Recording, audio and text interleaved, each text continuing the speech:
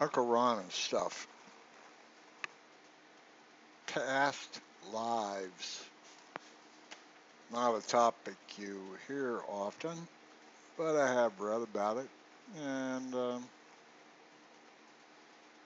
I don't know, there was even some science fiction I saw one time where everybody had access to all of their past lives. And it was pretty maddening. There were some people who didn't have that, and they were gifted not having, and I'm talking about having all the experiences of all your past lives. And anyway, I guess the whole idea of the past lives is I link it to the Buddhist idea. I think it's Buddhist, where you when you die, if you have not resolved all of the issues that have been presented to get you, I use the word clean enough that you can accept losing your ego and join with the soul of others. If you're not clean enough to do that, you get reborn. And the karmic issues that you did not resolve in the last previous life will present themselves in some new way, but same issues in the new life that you get.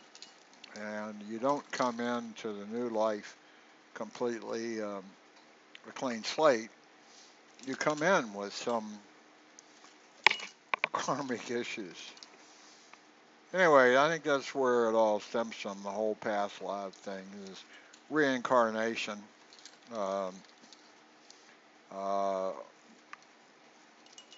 okay, so past lives. I don't know if you've ever got a glimpse or a thought or a feeling that you may have had a particular past life. Obviously, you can't remember much about it, but you just sort of know. I guess that's what, you know. Everybody think you're crazy. I mean, I went to this island down the Caribbean years ago, and it was, isolated place, and that's what I wanted. But somehow or another, I heard about on another island there was this lady who could. Uh, she offered past life. Um, she could be with you and talk with you and meditate with you or whatever. She could do something and get some aspect of your past life. So I thought that was cool. You know, it's like going to a palm reader. You know, on a whim, you go to a palm reader. That was kind of what this was. I went to this lady, and she was real nice and very calm. And anyway, she held my hands and she closed her eyes and she closed mine and or I closed mine, and it went for a very, very long time. And then she said that I had been in India one of my past lives. In fact, there were two,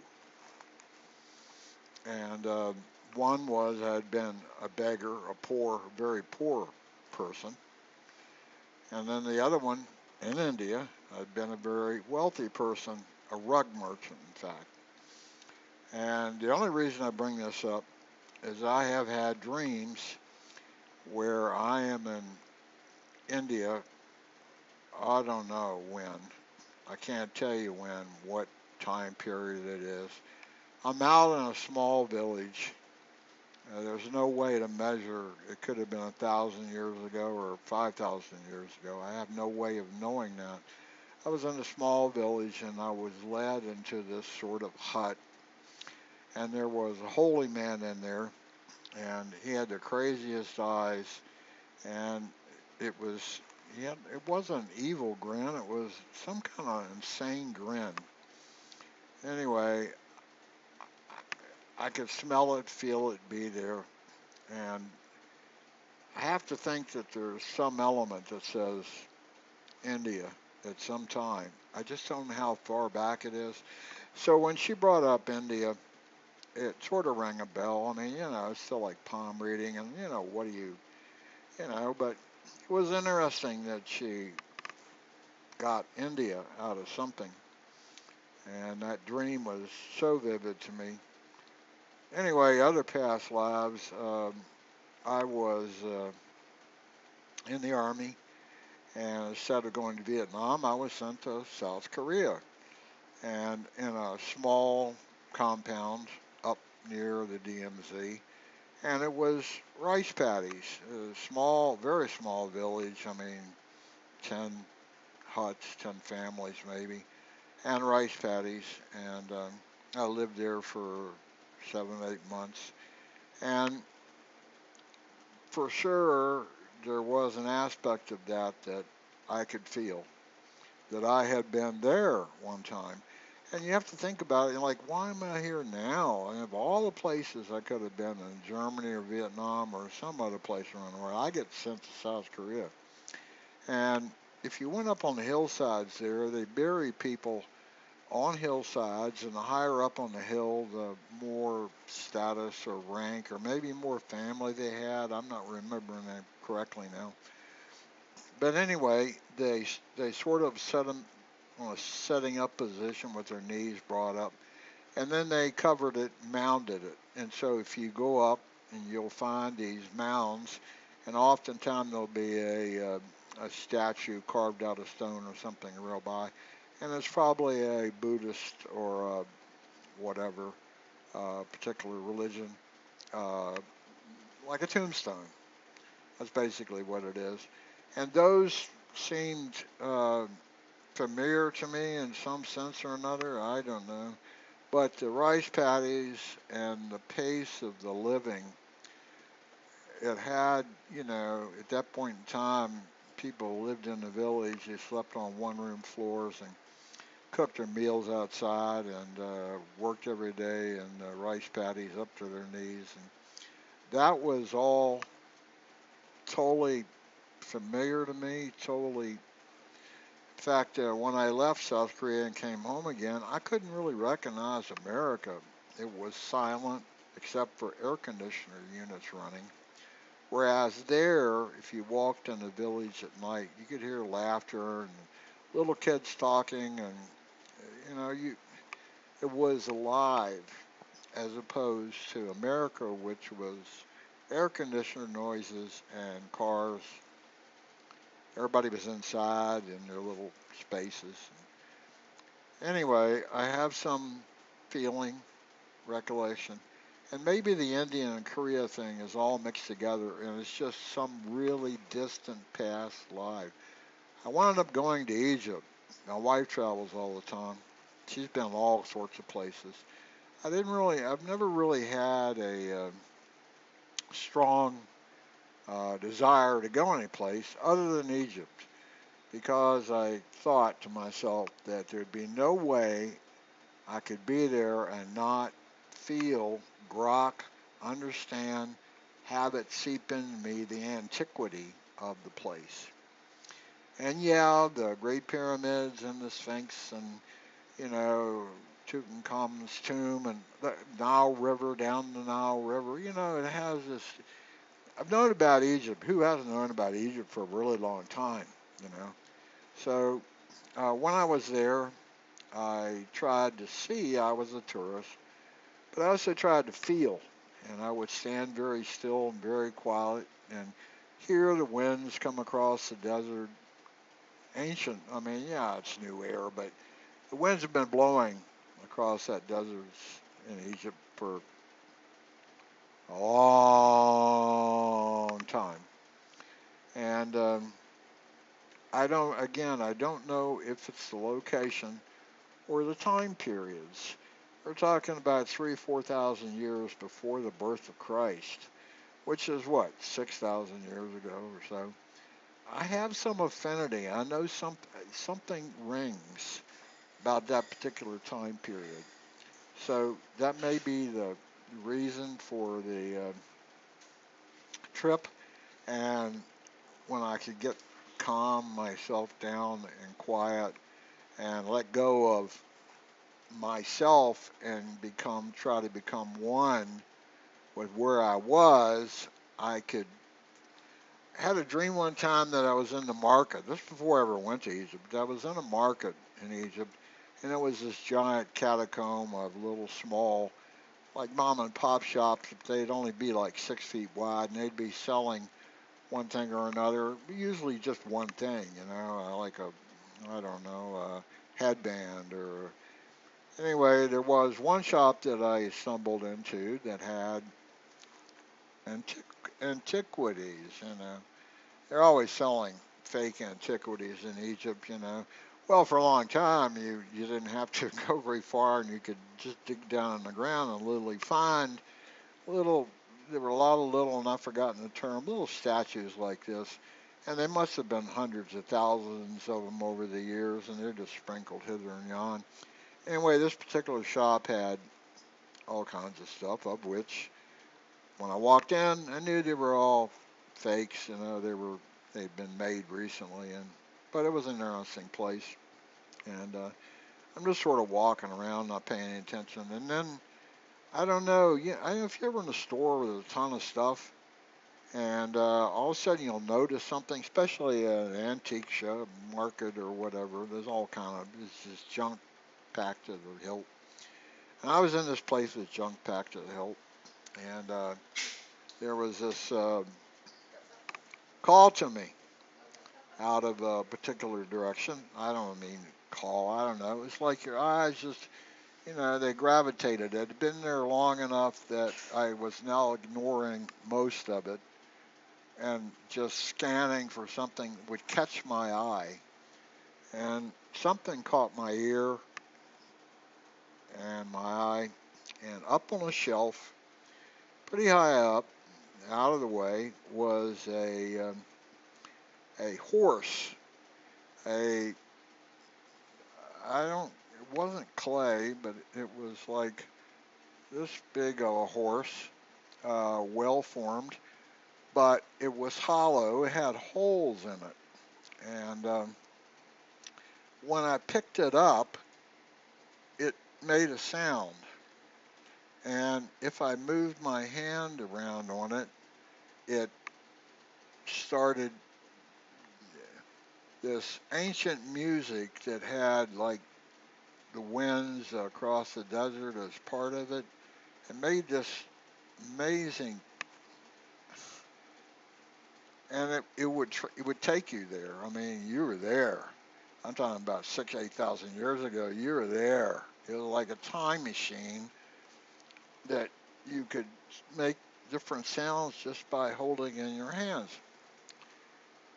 Anyway, while I was in Egypt, I was talking to a tour guide, and I said that I'd had this dream one time, and about this, you know, Egyptian horse. I don't think it was really an Egyptian horse. They had sort of like Arabic horses, very trim. This was a little heftier horse. But anyway, he said no, he didn't know where there were any such things like that. And I said, well, in my dream, I had put it back on the shelf and walked out. And I hadn't gotten very far when I knew I had to have that. I just knew I had to have that thing. And when I went back inside, it was gone. It wasn't there anymore. And I asked the storekeeper, and yep, he had just sold it. So anyway, the tour guide, I guess he thought I was really serious because the next day when I met him at wherever we met, there were these big, massive sort of clay horses that he had some local people make, and they had made several of them, and I was overwhelmed and was like, well, uh, you didn't have to do that, and it's not, you didn't really understand what I was talking about. This was small and had holes in it, and it was a musical time machine. I don't know, it made sound. But anyway, they tried to make me one, and I thought that was interesting, and I did appreciate it, and hopefully they did sell it to somebody. They were well made. I'm not saying that, but the one that I touched, that I heard, that I felt, it put me back there. I had a shot, and I didn't take it. What happens? Anyway, past lives. I don't know. Certainly, you don't get them straight on, I don't think. You just get tangential. Perhaps, like they talk about smells can trigger memories. Uh, Maybe there is some sort of triggers that you run across which resonate. It gives off a vibration of a time and a place that you couldn't possibly have been there during your lifetime, but you know something about it, you can feel something about it that is familiar, and you don't know why. Now, maybe that happens to you all the time and has nothing to do with past lives, deja vu, that sort of thing. Maybe that's a similar sort of, I don't know, brain fart. Something happens in your brain and you get this. But I like the idea of the reincarnation and the karma issues things. Um, and I doubt that I'm clean enough this time when I shuffle off this mortal coil to be able to truly shed my ego, which I still think is the right way to think about it, as opposed to taking. It's sad in a way that everything you've learned, everything you know, is just going to disappear when you go. I don't think it's not automatically transferred with your soul. There's some essence of your soul, uh, but you have to be able to shed what people call ego, self-definition. You got to shed that and just be pure, clean, old wave function energy, and that way you can, uh, like a drop of rain in a river, you can go and rejoin the flow. Okay, that's the idea. Right now you're a single drop, but you came from somewhere, and you can go back to that. The giant pool of water or cosmic stuff. Anyway, past lives. Maybe you've had friends that talked about them. Maybe some are real strong. Some people have real strong feelings about their past lives. Others not so much. I told you we were in the Caribbean, and I went to this lady who did past lives. Now, my wife also went to the same lady, but her story was much more tragic, and she didn't like it at all, and thought the lady was, a 42nd Street, New York palm reader. Give me $40 and I'll tell you whatever you want to know, or I'll just make something up. And of course, there is an aspect of that. Past lives.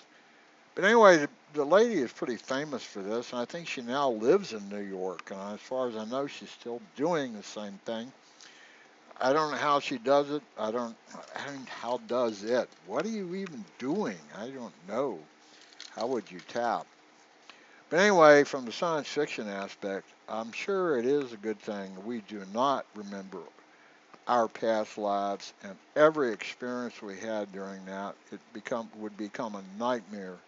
And karma in itself, if you don't get it clean, you can come back and have to face a large karmic issue, which in itself is like maybe dictating the life you have now, because you haven't resolved this karmic issue in the past, and so you're a victim of your own karma again.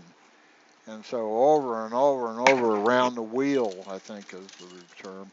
You go around and around the wheel, and the Grateful Dead song called "The Wheel," and uh, it, the small wheel turns by the fire and rod like in a gasoline engine, and the wheels go around because the engine drives it.